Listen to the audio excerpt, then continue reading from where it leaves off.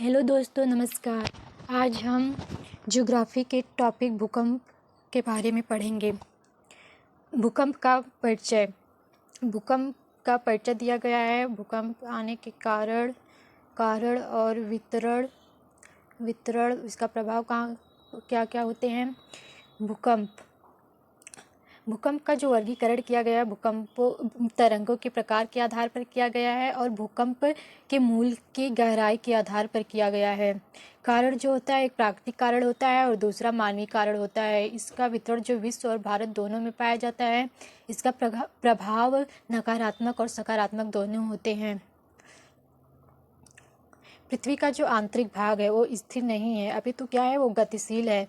गतिशील होने का कारण इसका अंतर्जात और आकस्मिक तीव्र भूसंचलन है। इससे इसका भूसंचलन के परिणाम स्वरूप जो है प्रत्यास्थ ऊर्जा भी विमुक्त होती है।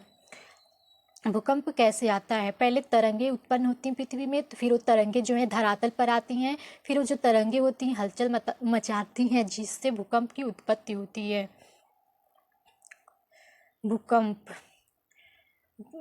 भूकंप का सबसे पहले प्रभाव पृथ्वी पर उसके अधिकेंद्र पर पड़ता है।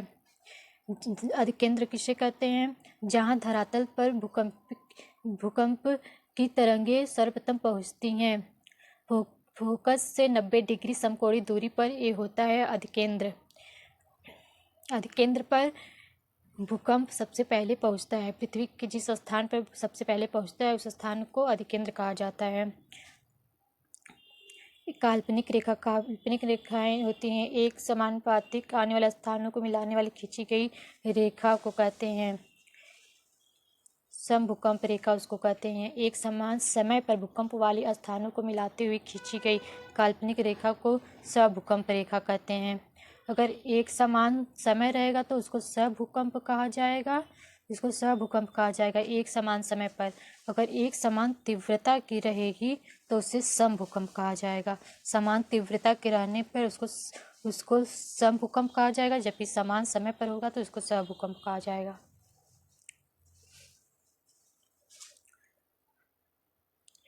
भूकंप का वर्गीकरण तरंगों के मापन के आधार पर सेस्मोग्राफ स्टेशन पर सेस्मोग्राफी यंत्र द्वारा प्रकार के आधार पर किया जाता है। पिंड तरंगे वे तरंगे जो पृथ्वी के आंतरिक भाग में संचरण करती हुई अर्ध तरंगे कहलाती हैं। पिंड तरंगे एक प्राइमरी वेव होती हैं, एक सेकेंडरी वेव होती हैं।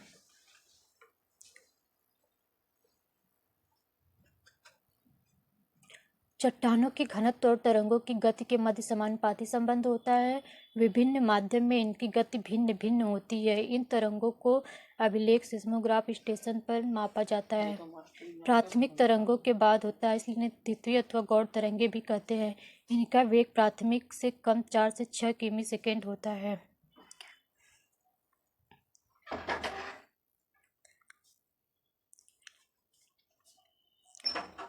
प्रकाश तरंगों का जल तरंगों के समान अनुप्रस्थ तरंगे, इनमें अणुओं की गति समकोण पर होती है, इसलिए इसे आड़ी तिरछी तरंगे भी कहते हैं। द्वितीयक तरंगे ठोस माध्यम में संचरण करती हैं। सतही तरंगे वे तरंगे जिनका संचरण पृथ्वी की सतह पर होता है, सतही तरंगे कहलाती हैं।